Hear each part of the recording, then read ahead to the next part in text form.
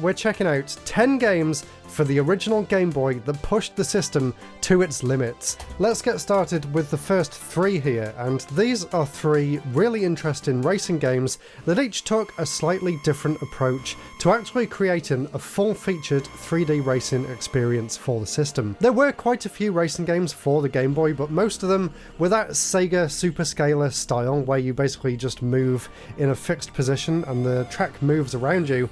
But these 3 games actually went full 3D, and each of them approached it in a slightly different way.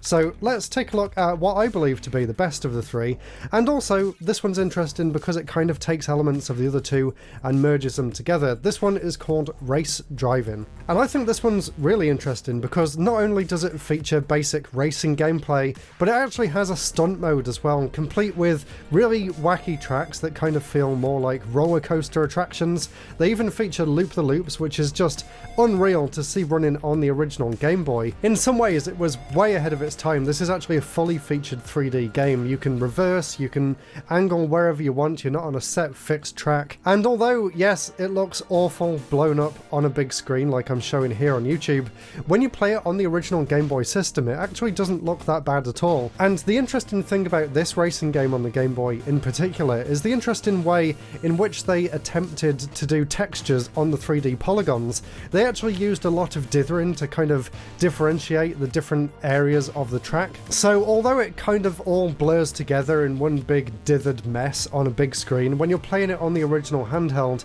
it is actually surprisingly playable, and I was very pleasantly surprised. And like I said, the game itself is actually quite fun as well. There's a few different game modes. You've got the race mode, you've got the stunt mode, and you actually have a second stunt mode as well with even crazier tracks. And the controls are actually surprisingly good as well. It actually feels very responsive.